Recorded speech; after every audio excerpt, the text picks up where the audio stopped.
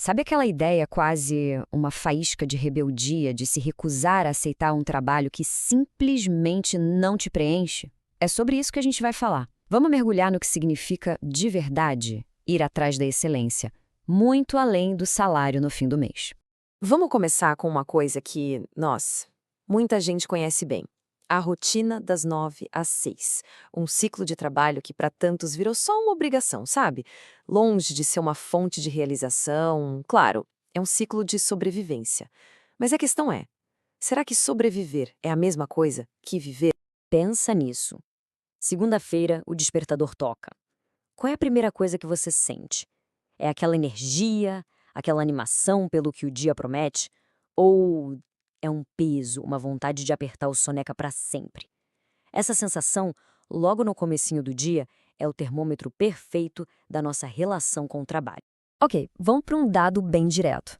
A gente passa, em média, um terço da nossa vida adulta trabalhando. Para pensar nisso. Um terço. Se a gente viver até os 80, estamos falando de décadas fazendo a mesma coisa.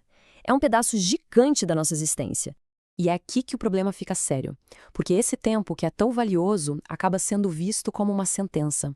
A gente troca horas por grana e depois usa essa mesma grana para tentar esquecer como aquelas horas foram gastas. Fomos ensinados a buscar segurança, pagar as contas e não reclamar. Mas é nesse conformismo que mora o abismo entre simplesmente ter um trabalho e fazer um trabalho excelente. E para a gente entender bem essa diferença, não tem ninguém melhor para a gente analisar do que um dos maiores visionários que já existiram. Steve Jobs não construiu um império pensando só em pagar contas. Ele tinha uma filosofia radical, um padrão de exigência que muita gente até hoje ou ignora ou entende tudo errado. E essa filosofia toda pode ser resumida no que a gente vai chamar aqui de a matemática da excelência. E o nome é esse porque não se trata de um sentimento vago, e sim de uma lógica, quase uma lei para se alcançar algo realmente grandioso. E aqui está o centro de tudo. A única maneira de fazer um ótimo trabalho é amar o que você faz. Mas a segunda parte é tão importante quanto. Se você ainda não encontrou, continue procurando. Não se acomode, percebe? Isso não é um conselho, é uma ordem. Só que aí que mora o perigo, a confusão que todo mundo faz com essa frase. A palavra amar é quase sempre mal interpretada.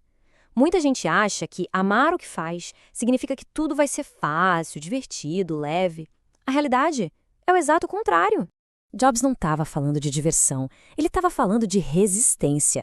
A matemática é simples. Um trabalho excelente é difícil, dói, exige noites sem dormir, uma atenção obsessiva aos detalhes. Se não existir amor pelo processo, na primeira dificuldade, a pessoa desiste. É inevitável. Essa ideia toda divide o mundo profissional em dois times, o dos mercenários e o dos missionários. O mercenário está ali pela grana e para no primeiro obstáculo. Já o missionário, ele trabalha por amor ao processo. Para ele, o obstáculo faz parte do jogo. A obsessão dele é evoluir. Pensa aí nos grandes atletas, nos grandes artistas. Eles amam o treino, o ensaio, a ralação, não só a vitória. Então, o ponto central é este. Se alguém está num emprego fazendo só o mínimo para não ser demitido, essa pessoa nunca vai ser excelente. Vai ser, no máximo, medíocre. E a mediocridade é um lugar muito perigoso. É quentinho, é confortável, mas aos poucos vai matando o espírito. E isso nos traz de volta ao mandamento do Jobs: não se acomode. Se acomodar é engolir aquela história de que a vida é assim mesmo, é aceitar uma situação que, lá no fundo, a gente sabe que não é a certa para nós. Aquela frase, eu odeio meu trabalho, mas pelo menos paga o aluguel, é o hino da acomodação. É uma armadilha. Porque enquanto as contas estão em dia, a alma vai acumulando uma dívida impagável de propósito e de realização. Mas calma. É muito importante deixar uma coisa bem clara aqui. Ninguém está dizendo para jogar tudo pro alto amanhã, ainda mais quem tem contas para pagar, família para cuidar. Jobs sabia disso. A ordem não é peça demissão. A ordem é continue procurando. Continuar procurando é uma atitude, um estado de espírito ativo. Significa manter o radar ligado para oportunidades, mesmo naquele trabalho de sobrevivência. É estudar, testar coisas novas, manter a curiosidade acesa e o mais importante de tudo, é se recusar a assinar um contrato de longo prazo com a própria infelicidade. Tá, legal, mas e na prática? Como é que a gente faz isso no dia a dia? Como a gente mede se está no caminho certo ou se a acomodação está batendo na porta?